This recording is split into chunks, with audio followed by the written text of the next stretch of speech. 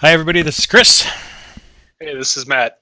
and today we're going to talk about Questron. I'm going to actually turn the volume down on this, start it playing in the background, and this is a classic for both of us. Like, Yeah, this was the first role playing game I ever played was Questron. it's not my first, but it's probably in the top three. It might be my second one. I'm trying to remember if I played Fantasy before I played this game, but my first one was Tunnels of Doom on the Texas Instruments. Oh wow, So, great. This is you're playing on. I played this on the Apple II, yeah, and you're playing it on the C64. yep. And I actually wanted to kind of comment about that for our recordings that we do with each other. Like I watch a lot of other video game stuff like that, and it's usually like the Super Nintendo versus the Genesis. I think we're one of the few that are the Apple versus the Commodore in terms of our growing up history. Yeah, yeah, we're old. We're old, but This looks. I'm sorry. Go ahead. no, go for it. I was gonna say this looks dramatically different. I haven't seen this on the Commodore. Yeah. It's cool. hmm No, I tried to play on the Apple II. I really honestly did, and I think I tried to play it on the Atari version. Oh wow, I Yeah, didn't even know there was one. the Atari ST version, and it's rough. It's really rough. Um, I think the Commodore is the best of the bunch.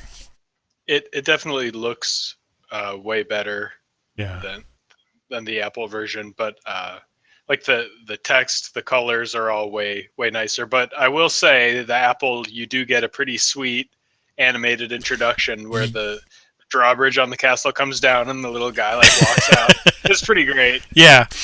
No, I've seen it, and anybody who wants to should look it up. I'll see if I can find a link and put it in the notes because it's a much better intro, and that confuses me quite a bit because Yeah. everything else was super solid on this. Does the Um, Commodore have the like it pops up the story if you wait at the menu long enough? yes. Yeah. Yeah.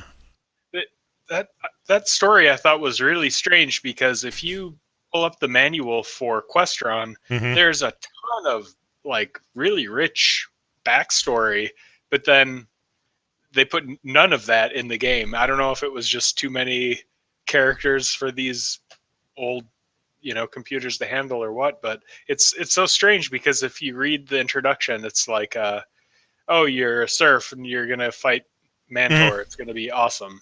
But then, like, if you read the manual, there's a huge backstory where it talks about Mesron and Mantor, And who they like are, and warring wizards, and the history of Questron. And yeah. I'm gonna hold it up. I got Questron. It's not just emulated, but and then each monster has like a little story to it. And right, yeah, how yeah, many pages did that go? So yeah, they gave like 3 pages in the manual to the history. yeah, and And none of it is in the game. It's so strange. no. And then there's advanced intelligence reports, and then more. Then there's a couple more pages of monsters, and then there's dungeon monsters. Yeah, Yeah, there's like 16 pages of fluff in the book. right. It was a different time in game manuals, that's for sure. It was a different time in games. I'm just looking through this book now. I never noticed this. Um, there are no the Book of History, Tales, and Monsters. Okay, let me look through here because Holy shit, that was loading that whole time. that was loading that whole time. No. Wow. Okay, so I'm playing this for anybody who wants to play this on Commodore. There's sort of two main Commodore emulators out there. There's Vice and there's CSS or CCS or whatever. I originally was playing on the CCS. It does not like Questron. It took me first off. There's a whole bunch of bad ROMs of Questron just floating around that won't play at all and will crash. But then when you find the first one, the one good one that's out there, Vice is really the only way it plays solidly. And even though I like the CCS emulator better, you have to play on this. But Vice then it doesn't speed up the loading times, so you're getting honest to goodness loading times for the game. Yeah, No, this looks. I'm really shaken by how different this looks. Like the Apple version is not so black. Like everything here is black. The Apple version, there's a lot more yeah. color. Uh, it's quite different. Yeah, no. I might go back and do like some videos. This is going to be the first one where I actually, after we're done, I'm going to start posting my entire playthrough Oh, because I cool. actually finished the game. Um, That's excellent. Good for so you. I was not able to finish it. you weren't? No, I was gonna make a final run at the last two dungeons, but I didn't get a chance to do it. Oh, that's okay. Still time. Yeah, Yeah. I'll do it because I got really far. Like I'm almost there. Right? You're almost there. There is nothing in here about character stats. Yeah, the character stats in this game are so weird. Like it's never clear why they matter. Like you can figure it out because you've played a million role playing games, But but for one, they're really fluid. Like you'll be in the dungeon, and there'll be guys that just like take your stats away, and they're just like that's just how they are. Then yep. like gone, you lost strength. Like sorry. Too bad. Yep. Go to the cathedral and get it back if Sucks. you want, I guess. But Yeah. um, and we haven't even gotten to our notes yet. We're just rambling about this. Yeah. So this is really obviously, tile based. The monster tiles, I really like the way they look. More so on the Commodore, they look cool. Like Mhm. those monster tiles are great. Oh, the flesh I feeler. was gonna say, I played this in seventh grade for the first time, and the one monster that stood out, like, what was the game with the flesh feeler? It took me like 10 more years before I found it. I was like, oh, that's the game. It has a flesh feeler in it, and just Yep.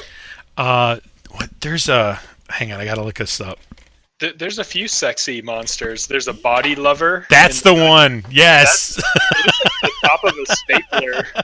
It does look like a stapler. I'm glad you thought so too. Yeah, I don't Uh, know what the hell that's about, but hey, body yeah, lover, like body why not? lover. Go with it. Oh yeah, I kind of wonder what they were thinking. Right. Yeah. Dirt weird. Dirt weirds. The monster names in this are really great. Yeah, Just all around. were jaguar. Yeah. Maston Centaur. It's Yeah. great. No, they a lot of different monster names too. Yeah, and like we were saying in the manual, there's like information about Hmm. all of them. Like history, some history. Yeah, it's a fluff book. This book could it adds to the game without talking about the game. Right. And I think that's really cool. I wish more games had stuff like that, but without the books now it's all got to be included in there. Yeah. How many discs did this come on for you? Three. Three? So a character disc and two game discs. Wow, okay. I'm Yeah. impressed that you didn't like. I named my guy Dick because it's like nostalgia, right? Because I'm Right? sure when played this when I was 9, that my I guy would have was called him named Dick. Dick or Wiener, whatever. I had horrible names for my guy when I was never good at naming characters. Never anything even as inventive as Dick. It just, it just Yeah, you're just named like Chris. Come yep. on, Nah.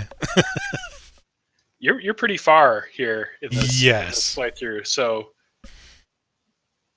you have the trumpet already, which Hmm. is like kind of the watershed moment or the turning point of the game. It well, there's several turning points. That's and I know we want to talk about that because the game is paced really weird.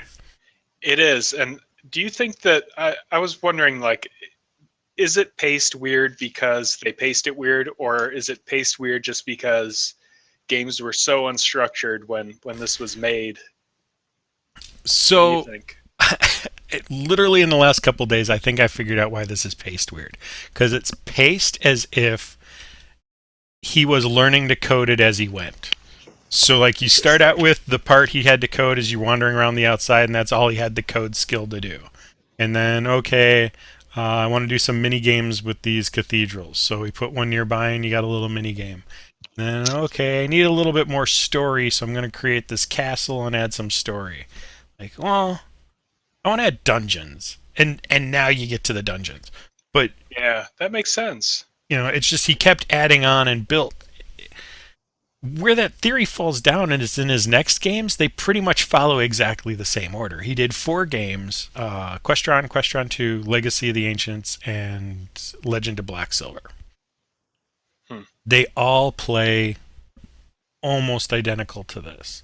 They're paced a little different, but not much. It's still very much a wander around until a moment happens that calls you to action. Go talk to a wizard who tells you what to do next. Go do that thing. Find some dungeons. Kill the guy at the end. Yeah, so like the first, when you start, you're like a turd, basically. Mhm. You have no money, whatever. You're starving to death. You're getting killed by everything, and that's like, and that's it. They don't tell you anything. No. Nothing. Nope. Here you are. And I Welcome like to town. Yeah, I liked that a lot. I do miss that about old games. They just dump you in and Yeah, let you figure it out. but the first part of the game turns into just like gold grinding, basically. Yeah. That's how I felt, which isn't bad. Like, there's a cool bank system. You can put money in the bank because when you die, Mm-hmm. you're not totally screwed. Right. Well, one of the interesting mechanics in this game, and I've seen other games do it. Ultima 1 did it. And we'll talk about Ultima in a little bit because I want to talk about why Lord British is a dick. 'Cause this game almost didn't come out. Yeah. He tried to block it. But what you can buy at stores is sort of based on time. Is how long you spend waiting for something to happen, waiting for a moment to shed. And, like, I don't know if you figured out the first thing you need to do to get Mesron to notice you is buy chainmail. Right. Yep. Well, chainmail's not in any store. Right. So you just gotta wait. And I think that's a problem of old games where they put these arbitrary gates up thinking people wouldn't notice. And I'll be honest, the first time I played through, I didn't realize you don't notice because you don't know you're waiting. You're looking around for something, so it doesn't feel like a grind, but you're killing time until that happens. Well, it was such an odd choice to put the time counter there. Like, you have HP, gold, food, and time. Like, you never use that for anything. No. It just like exposes like it just exposes that that's what it is. Yeah. Like the mechanics, the underlying mechanics of the game. And you might not notice that when you're a kid, but when you're an adult, like, you can really feel how, like, that's a mechanic. Programmy the game is. And in other places, like we were talking about the stats, almost not at all. Like, your stats change, but in this playthrough, in my first playthrough, my first several playthroughs, I used to put a lot of attention and time into raising my stats. In this playthrough, I didn't care.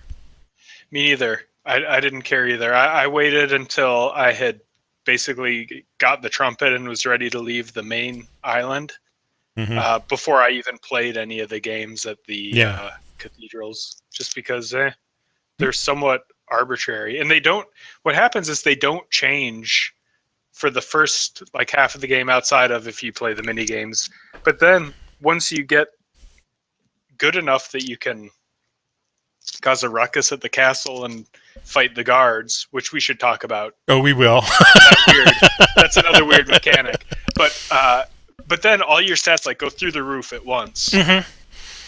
Yeah. And it feels kind of arbitrary and meaningless. It really is. It's one of the few knocks I have against the game, is you would have almost been better off just not having stats.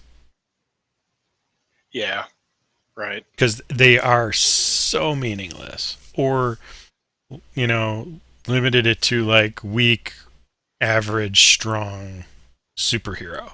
Something like that. Some just completely just limit it down. But it starts out there at like 15. And then you can kind of raise them through the mini games up to like 25 or something. And then after you finish the castle, ta-da, they're all 50 or 40 or something like that. And that's what it is now. And the mini games were pointless. All that, once you got past that point, that doesn't matter. Yeah.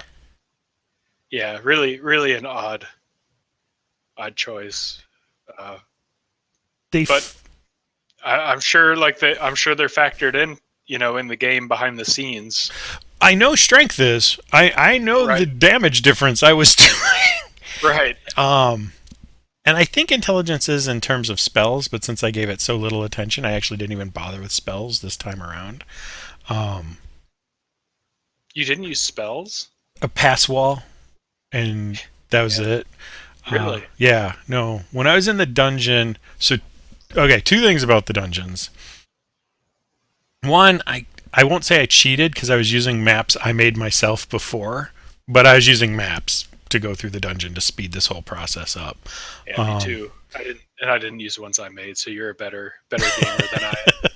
Well, and I think this kind of inspired me again. I have always had this thought that I should do a video on how to map these old school dungeons and stuff, because I think it's a lost art, and I would love to see people maybe try and pick it up again. Not that anyone's going to care, but like 3 people out there and they already know how to do it. But the other thing, so I was in these dungeons and I'm using my bow so that I can attack at range. Mm-hmm. And one time I didn't realize I had the battle axe equipped. The battle axe can attack at range. I never even got the battle axe. So, I actually didn't get all the equipment.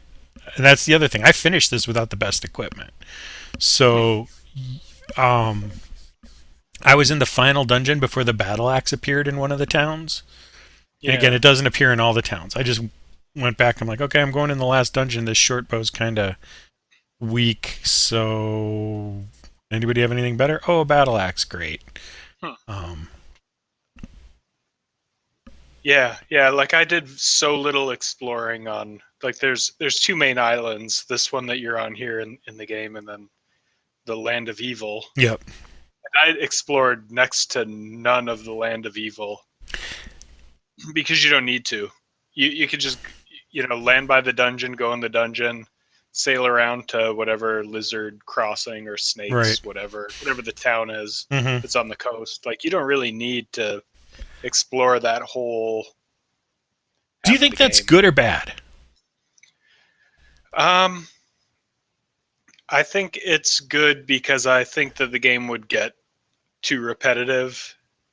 Like I think my patience would wear thin if you made me go to every town, that whole shebang again. Because like I remember when I was a kid and I played this, I explored everywhere just out of fun of I got to explore everywhere. I want to see this world. Yeah. And as an adult, that I had the choice to just power through to the end. That it really gave me that whatever play style I wanted. That's true, yeah. Once you get the eagle, like it lends itself better to exploration. Yeah. Yeah, no. We were talking about mini games a little bit before. We should talk about the other mini games in this. We were talking about gold grinding, gambling. Yes. Very cool addition, I thought. And I loved it when I was a kid. Oh, yeah. Loved the gambling. Like slightly subversive, to play Blackjack. Yeah, I loved Blackjack. As a kid, I played a ton of Blackjack. And then I sort of looked at all the stuff in this game, and Roulette's the game. Roulette's the game to play. Yeah. I think your odds are the best in Roulette. You can put them at just about 50-50, which is the best odds you're going to get on any of the things, with the payoff of if you land on your magic number, I think it's 25 times. Yeah. So that's actually how I got the second. It's not in this one, but I got the second Mesron call. Was I went in there and bet a ton of money and then hit my magic number, and all the guards attacked me. Yeah. And I'm killing them and like, Mesron would like to see you. And I'm like, oh. Here we go. But Mesron, like, is cool about you killing all those people. He doesn't seem to care too much. The Mesron doesn't. The king doesn't. No one cares. And this is what we were talking about, the castle. So you go into the castle, and if it's time, it lets you know Mesron awaits. The camera changes, and you can tell you're in another stage of the game. Something's definitely changed. Most of the doors are locked, and there's not really anything you can do other than wander around and find your way to Mesron, or wander around and steal chests and attack guards. And it's just weird that you don't necessarily realize it at the time, but you're supposed to be attacking the guards.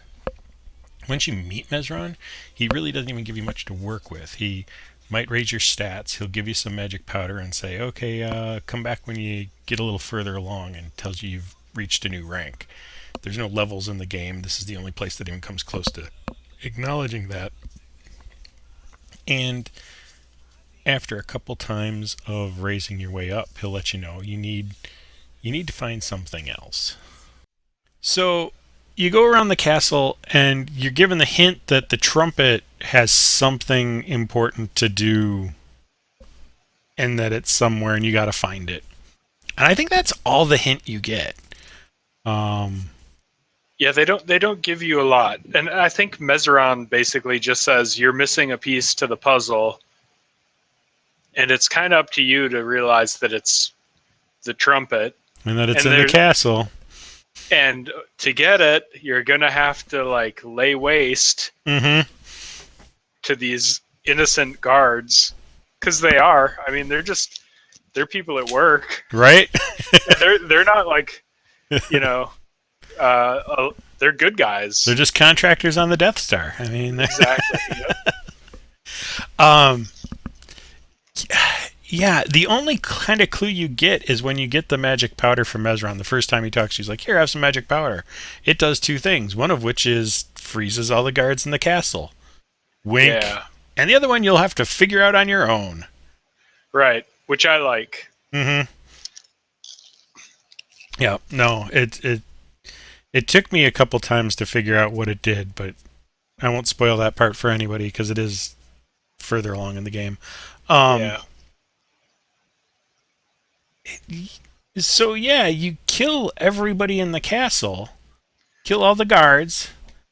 Yep, and that's good. Like, that's what you're supposed to do. Yep. It sends you really mixed messages. I think. I don't know what to think about that. Like, I don't object to, killing the guards, but everything about like games and stuff. Well, and this was sort of a holdover from just that era where murdering everybody in town was what you did. Right. It's really cool that there's different views and different like mechanics as you go through the game. Like, I thought that was one of the things that I really liked about Questron, was that you get through more than half the game, and then you still are finding new, like, the dungeon interface is like a first person step-by-step might and magic style interface, and it's totally new, and the view in the castle is totally different than the view in the town. Yeah, and that's part of what helps you with the pacing too, is that it changes this pacing with an actual view change and an interface change, and keys don't work the same anymore. Right. You don't have the same options, on your menu. Right. It's really, it felt, when I was a kid, it felt like really significant to have this, like, it felt really significant to switch the discs too when I was a kid. Yeah. Like, you, oh, disc 2. I know I'm Ooh going la la. somewhere. Yeah. Yep. Um, Yeah. things have changed now. But yeah, you Yep. feel like you get this whole new game when you go in here. I'm trying to remember. Like, I'm playing the intro right now because they talk a little bit about roulette. They basically show every piece of the game in the intro, which is Yeah. really cool. Uh, but I think it openly says in the scenes from Questron, like, go ahead and steal from town. Like, that's part of it. Go ahead. Yeah. Yeah, and I do. And like the guards are all total jerks anyway, so Mm-hmm. you don't really feel bad. Like if you talk to them, they hit you or steal from you, so you don't really feel bad about making orphans out of their kids. Yeah, here it is. If such honest money making is not your style, you can fight, bribe, loot until you're driven out of town. Nice. Fantastic, Questron. I I Top love you. shelf. Yep, that's great. Well, yeah, I do kind of wonder, like, I don't want to say what lessons it's teaching kids because obviously, A, kids aren't playing this, and B, at least not anymore, but this isn't an educational game. Kids aren't like, oh, I should just rob town now because Questron told me to. Right. The gambling I thought was, might impact kids a little bit, but Yeah, it definitely was exciting yeah. to gamble, and it made me want to gamble in real life. Yeah, I won't Absolutely lie. did. I liked playing blackjack. Yeah. Yeah, like, oh, I'm going to figure this out. Yeah. I don't know if I watched the scenes from Questron thing. Yeah, here's the castle. Yep. It's immense. I don't know. I don't know if I'd call it immense, but It feels big, but yeah, it's totally a trick of the camera because it's probably a little bigger than a town, but because you're zoomed in rather than pulled back. right. Yeah, it moves around. Yeah. The camera moves around with you. And Mezron's in the castle, and one of the things we should mention that I think's the most forgiving thing about this game is you die, and it just says Mezron keeps you alive.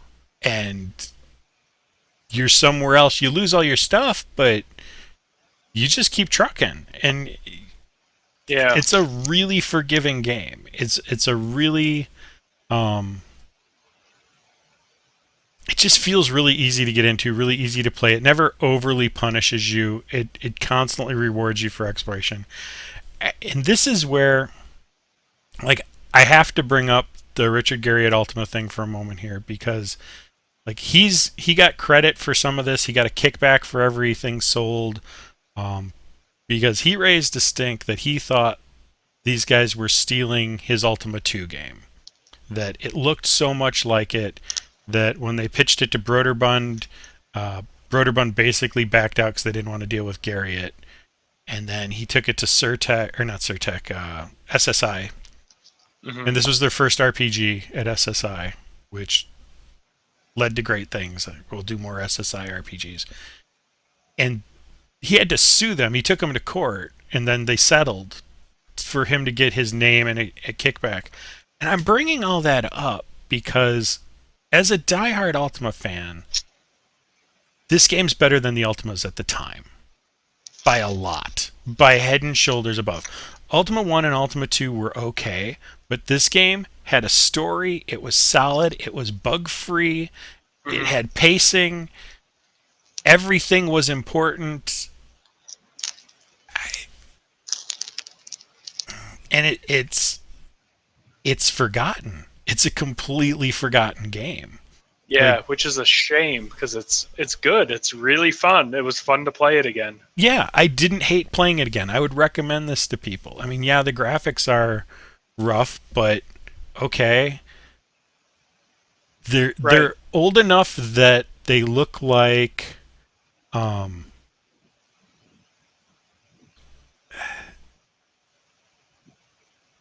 they're old enough that they look, zoom this up here. They look like game pieces. They Yeah. don't, you can abstract them in your head and be okay with that. You don't necessarily feel, oh, this looks horrible. where like the early 3D era looks really rough now when you go like Deus Yeah. Ex is super hard to play because even though it's a great game, the graphics are super bad and it's close enough that it's bad. Yeah, the graphics in Questron are bad enough that you can use your imagination. Yeah. Like that's how I felt playing it. Like uh, I was like imagining what it would look like to be, sailing by these mountains. Where if they were a little better, Mm-hmm. you wouldn't be able to do that. No. Yeah. These were games old enough that you still had to use your imagination, and that I makes it better. I think it does. Yeah. Um. Yeah, I'd love to see more of this 8-bit retro style. Like we see a lot of the pixel games, but they tend to be like Super Nintendo era. I wouldn't Yeah. mind seeing stuff even a little further back, cleaned up and polished up a little bit in sort of the indie scene. Yeah. Yeah. So I was disappointed though that the Land of Evil didn't have its own tile set. Yeah. They probably didn't have enough memory or whatever. Although it does load the whole. You can when you're sailing there, it stops and like says, "Oh, hold on." Hold on, I'm gonna load it. And they could have put it on another disc. I don't know what disc sale prices were back then, so maybe not. But Who knows? Yeah. But I that would have been cool. I think Mhm. to have a different tile set because there were different monsters, which was Yeah. great. That was really cool. Well, yeah, and I know like one of the things from the lawsuit that came out about this is that he said, yeah, it did actually look a lot more like Ultima when I first started, but I heard his complaints and went, okay, so I added a joystick interface and I redrew all the sprites by hand. So these are all, I think he probably just ran out of steam not being an artist. Just, Yeah. I'm a programmer and this is my programmer art, so Yeah. enjoy. Are you taking your horse into this dungeon? Don't you have to? Didn't you have to dismount the No, horse to get in the dungeon? I didn't. Huh. Weird. It's weird where you do and don't. There are places where I've had to dismount to go in town and other places where I haven't. And Interesting. yeah, so I don't totally know what the rules are, but just like I said, sometimes battle axes can attack at range, which is Right. What the hell do you think a wham llama is? Wham llama? war llama. Is that what it's supposed to It's be? a war llama, yeah. Which, what the fuck? Oh, you've got a wham llama. I don't. Yeah, war llama. That's so weird. Like, it's obviously a llama. It is. Why a wham? In that, I don't know. Is it war llama in I this version? think so. I'm gonna have Mine to go it's back Wham and check Llama, it. 'cause I always think of the band Wham whenever I get it. It's like Careless Whisper. Yeah. One of your other notes here: bears give hit points. Like you're walking around, and sometimes you'll see an unknown creature approaches, and if you wait, it might be friendly, and then Yeah, you if can you talk to it, and might sell you armor or hit points, or like one time it was a bear. It's like, hey, I'll sell you Yeah. 34 hit points for 12 gold. All right, Bear, I'll take that deal. Right? Yeah, I thought that was a really neat mechanic, and they reveal some of those mechanics to you through Hmm. dialogue, which is also really cool. Like you can, if you talk to the prisoners in town, Yeah. or once you figure out that you can talk to some of the creatures, uh, that's awesome. Like Yeah. I really like that. Like you'll see someone's approaching, you can either go balls out and attack them, or you can try to talk to them. Yeah, the game has a nice set of layers to it where you get to peel them back at your own pace and play at your own pace, and it never punishes you for it. Yeah, Which right. is- Like, Yeah. you could just attack everyone, and you would never know that you can talk to those guys. Yep, and you're fine. Or you can try, and that's fine too if that's the way you want to play. And Yeah. um, This dungeon interface, though, is it takes some mental gymnastics to orient yourself on these scenes, especially when you're like going through a door and a monster approaches. Yeah. Because it'll like pop up the monster. you get. I found myself getting turned around all the time. Like here, you're about to go through a door. Yep. Here comes a monster. Yeah, Eventually, you do find a compass, which helps. it does help. Yeah. Yeah. That said, there's again, it goes back to there's a certain old school skill and art to mapping and exploring 3D step by step dungeons that Yeah. they kind of got rid of with auto mapping, and I think that's too bad. Yeah. Yeah. I like the static dungeon. You can learn your way around, or you can get out your graph paper and your pencil and Yep.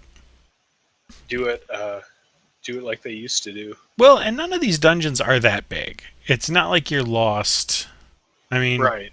they're deep, but each level is a reasonable amount of length. And if you're playing on, one of the things to think about too is as you're playing on emulators now instead of the old equipment, because that's how most people will find this today.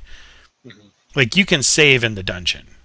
Like we couldn't do that. That's true. We had to get out of the dungeon to save, and that's how I played it. But you can do like a state save and just save right where you are. And Yeah, I didn't do that either. I used the in-game save mechanic. I I don't know why. I think it does add something though to like have to slog your way out. You know. No, it definitely does. It adds a bit of tension as you're trying to get out, and you're like, oh, don't die, don't die, don't die, don't die, or run out of food. I love that you can see the wall through the chest. Yeah. Right. That chest was an afterthought. Yep. Yeah. Unapologetic. Yeah. Well, I mean, this game supposedly came out in. See if I can get a number here on it. Otherwise, I suppose I can look it up.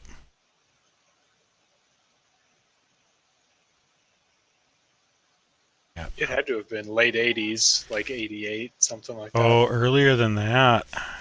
Oh, really? Like 80, Yeah. 84, 85? I want to say that. It came out after Ultima 2, but in 1984. Wow. Yeah. So, I mean, this is early in. Like I said, it was SSI's first RPG. Yeah. And led to kind of everything else.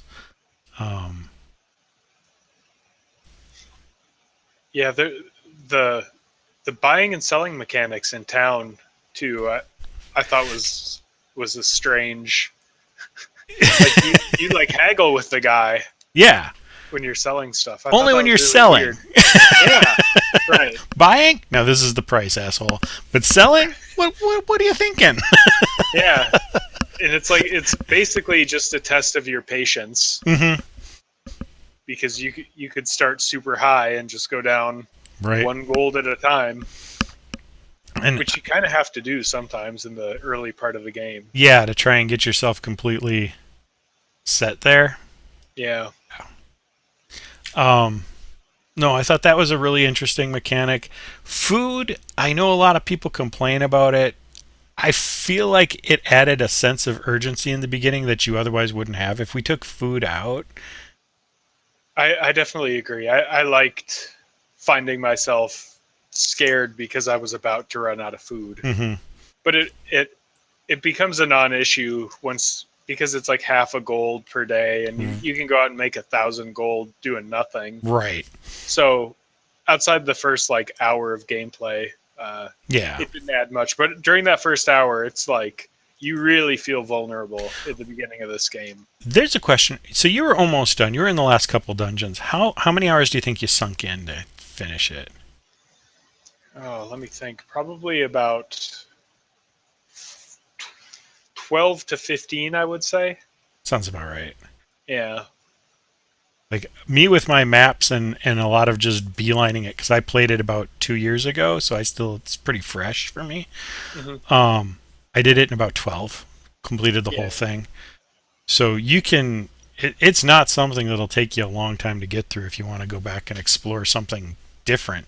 I think the pacing of the game probably keeps people from playing it more because they get in that first part and they think this is it. Right. And never get to the meat of the game. Yeah. And Yeah, that's these dungeons are really I think where it kind of comes into its own. Mm-hmm.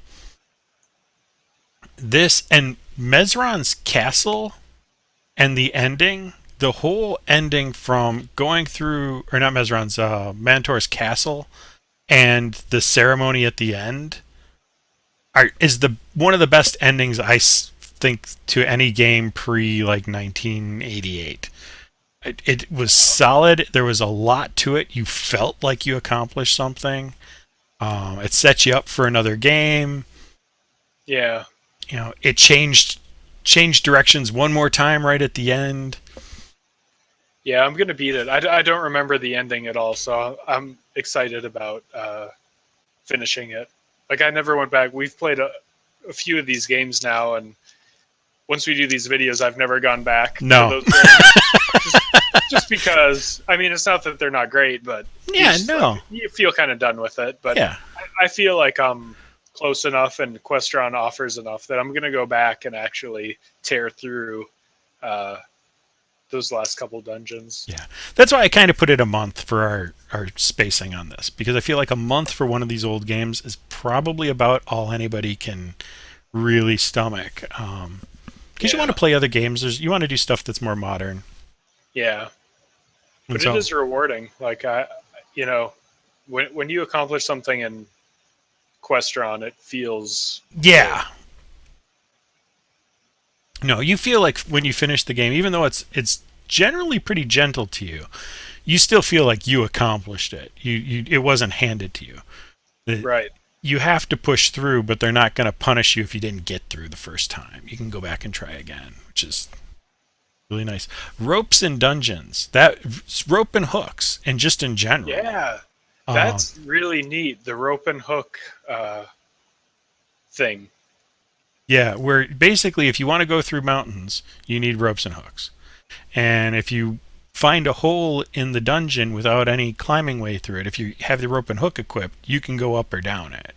Which I think that's just a nice little touch. Yeah, it's great. Like, and when you figure that out, it's like, oh, that's brilliant. Yeah, of course that's. Rope and hooks. Yeah. It's worth noting that your Wham Llama can also traverse mountains. Yes. But not swamps. Really? Yeah, the Wham Llama doesn't do swamps. It's like Artax from Neverending Story. It's too much for him. Like, Can't nope, do it. Not doing it. Not going to. That is interesting. I don't know. I wonder if that's an Appleism. Because Well, I've noticed there's some monsters in your version that I didn't get in mine. Oh yeah? Yeah. At least in the mainland. The so far the dungeon monsters. Dungeon's pretty solid. Okay. Yeah. Yeah, no, like I don't use the mounts nearly as much as I should. Like I get the horse and I know I should upgrade to the war llama, but I kind of don't. And then I forget where I left the horse and just Yeah, same with the raft. Like it gets you to the island cathedral, and after that it's like yeah, had a raft. Now I don't. Yep. Yeah. It's 300 gold down the shitter. Mm-hmm. Yeah, no whatever joke. Really expensive to get to the island. Island. I was going to say casino. Island cathedral. I like my favorite mini game is the island cathedral. Mine too. Easily. It's like what's that game? Mastermind. Yep. And it's really fun, and you feel like a smart person when you solve it. You do. Because it's just challenging enough that it's like, okay, I enjoyed figuring this out. Yeah. Very good. No, that's a solid thing. The Dex one, it's probably because I was emulating a joystick. Okay. That made it harder, but I didn't do so hot at it's like a skeet shooting. Yep. Mini game, which is really weird. Yeah. Isn't it? It's really weird. It's I'm just going back here to see if I've got it anywhere. Yeah, you're like this little turret that goes back and forth, and you try to shoot like little discs. It's just it seems really out of place and strange. It's not that it's not kind of fun, but Right. It's just it's weird. just so weird. Yeah. Um, yeah, no, I always did mine with the keyboard because on the Commodore it offers you keyboard paddles or joystick. Interesting. And I could do okay at it, but I was never very good at it. Yeah, it's really hard. Like you have to have good timing. I usually just aim straight up in the air and then just Hmm. try to time it. I will say, like, I also played Legacy of the Ancients as a kid, which was one of the other ones in here. The Legacy of the Ancients strength and agility mini games are much better. You stand in the middle and have fireballs thrown at you. You either shoot them with a crossbow or block with a shield, and Oh, neat. it's a timing to push in a direction where they're coming. Yeah. So that's kind of fun, but that's a different game. Yeah. Yeah. But again, it's like it's neat that there's those little changes. It's not like you're just walking around in the same screen, No. all the time. So it takes you out of the monotony of Yeah, it driving shifts around. gears on you and lets you feel like, oh, now I'm in a different kind of game, and oh, now I'm in a different kind of game. And I like Ultima 1 kind of did that with the like space flight thing, but it didn't do it as often and it really didn't feel like different games at spots. This actually feels like you're a different level of hero. You're walking around, you feel like a nobody. Then you're fighting the guards and you're feeling like a knight. And now you're going through the dungeon and you're feeling like a superhero because you're the scale in each of these steps. When you're walking around earning your way up and you're doing like 10 or 5 points of damage and you hopefully have 200 hit points if you're lucky, you feel kind of weak and like you're making your way. But after your first trip to the castle, when you've got 500 pretty steady and a pocket full of healing potions, you feel like a different level. And then you get to the dungeon, and my hit points right now are 9,000. And Right. when I finished the game, I had 30,000.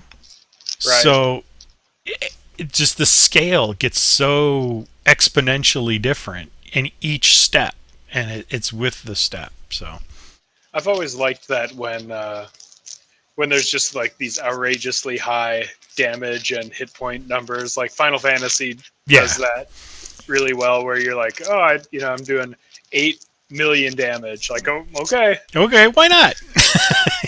sure, it feels awesome. Yeah, like Feels awesome. It only feels awesome if you start out like this game did, though, with it being like 10. right. That Where you you're just and like, you've scaled up to that, and all of a sudden you're like, wow. yeah, I really like one of the other things, like when you talk to creatures Hmm. or whatever, they'll give you like pieces of advice, but they'll charge you for them. Yeah, I like that. Like I thought that was pretty funny yeah. for some reason. I don't know why. Like The no one, bear's like, for 10 gold, I'll give you some information. Well, thanks, yeah, bear. yeah, like okay, no one thinks much of a surf. Like, well, fuck you, I guess. I paid 30 gold for you to tell me that I'm basically a piece of shit. That's nice. That's really You're nice. helpful. I appreciate Yeah, it. So, do we I'd have? like. Go Hmm? ahead. I was gonna say, do we have anything bad to say about this game? I mean, I think this is the first time where we're not at the end going, I don't mean to keep ditching on it because I enjoyed it, but I think the pacing is really weird and off putting. okay. Uh, because for so long you're doing so badly. I guess I'm used to being driven by leveling up, Yeah, this is and not in that game. you don't level up. Your stats go up kind of arbitrarily from time to time. Hmm. Uh, so maybe that's not even really a criticism, but it's definitely takes A note. some adjustment. You should know that, yeah, this is not a leveling up game. Even though there's a little bit of gold grinding at the beginning, the stats, like you and I said, we didn't care about stats this time. They don't Yeah, matter. It's yeah, it's completely about the story and you experiencing the world. And I think that's fresh, especially for the time when grinding was the go-to system. Even in the Ultimas, yeah. which are heralded for their story, This was a game that kind of took you out of that grind before they even got to it. Yeah. Wow, your time is 13:51 and you're in the dungeon. I don't know if Yeah. it's different on the Apple, but mine was like 4,000. No, I flew. I put the pedal down to get it done in a month. I'm like, nope. Yeah, I'm impressed because I spent a lot of time just like blitzkrieging the castle, like Mhm. go in, steal a couple chests, kill a couple guys, go out, go buy some. Yeah, the other thing that's weird is the healing mechanics in the first half of the game is all based around like giving 70 gold Yeah. to the guy at the cathedral, and you get some holy water. But sometimes you have to drink the holy water to get out of the cathedral. That's really strange. So yeah, that's yeah, we should definitely talk about that. So the first time you go in the cathedral, there's a room that says if you're a sinner, don't go in because when you go in, the door locks behind you. And the only way to unlock the door is to drink holy water. There's only holy water in there if you've paid the priest 75 gold or some multiple thereof for Right. one or more vials of holy water. Now, it heals your hit points, but there's a reason in the towns there's an option to kill yourself, and it's to get out of that room.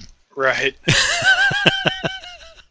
Yeah, it's Which, really strange. Like, and later in the game, you can just buy hit points, which yeah, makes a ton of sense because that's what you're doing ultimately when you buy yeah. those holy waters.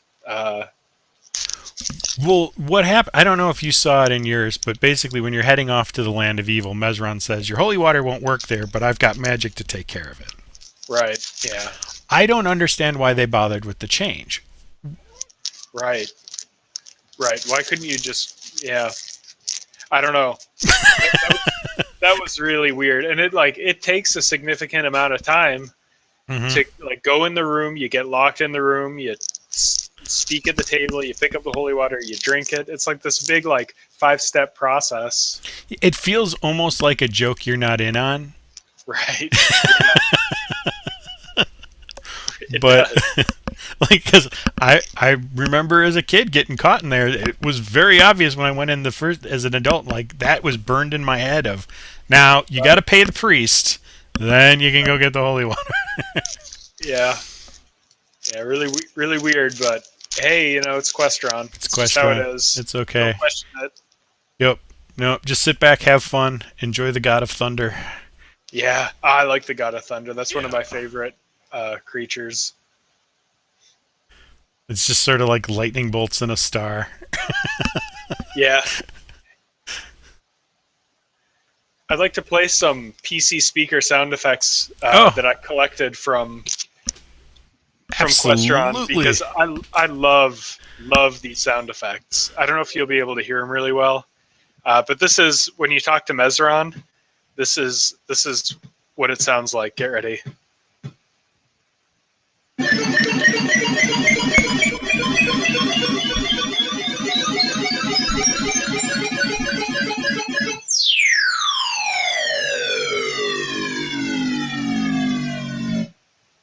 Yep. Wow, that goes on so long, doesn't it?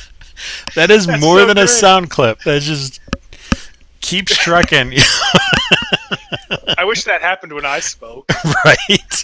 You need a little. You need to put it on your phone and have like a button hooked up to it, so before you say That would anything. be awesome. Boop, boop, They boop, did boop. a lot with the PC speaker.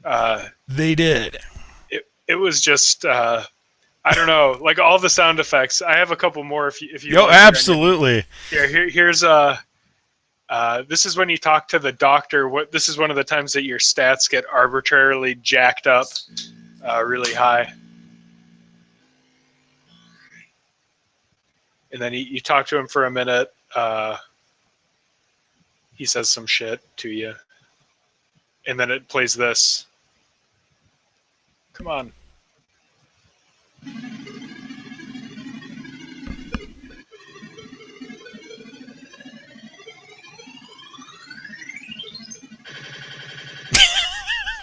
Wow. I love the machine gun at the end. What was that Yeah. about?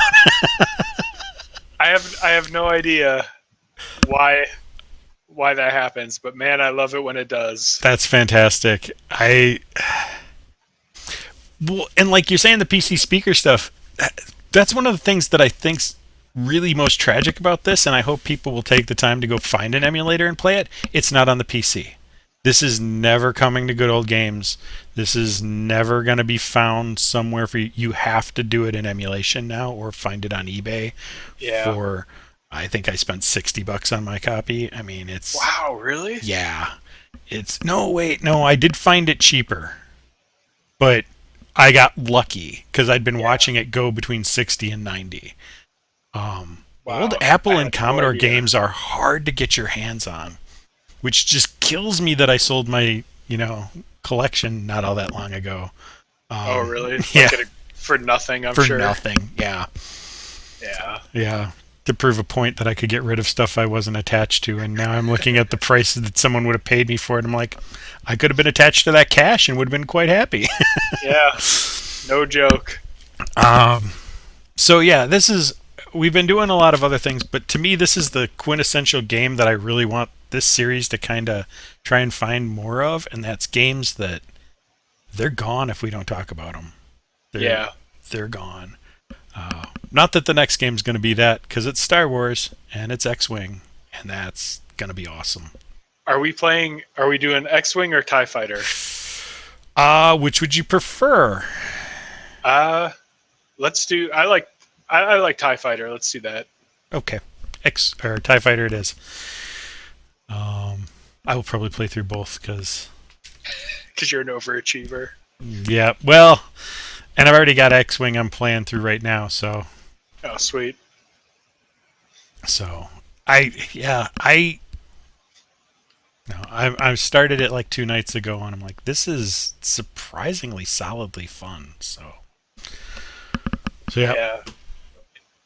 It's so weird. Like, I haven't owned a joystick in so many years. I was thinking about that when we were talking. Even with Questron, like, you can play it with a joystick. yeah. I haven't used a joystick in at least 10 years. Mm-hmm. No, it's like I bought a flight stick for Elite, and then like was looking for a reason to play it. So when we're like picking out what's next, and I'm going through our list, and I'm like, X-wing, I've got a reason to use my flight stick. Yeah. It was all like, even when this came out, it was all joystick. Mhm. Like, that was what you do. Like, Yeah, it was a joystick party. it really was. Even on the Commodore, it's just that's how you interacted with things. The keyboard was there for extra, but everything was joystick. Yeah. Weird. So anyway, in 1 month, X-wing. I'll thank everybody for watching, and talk to you later. Yeah, thank you. Thanks.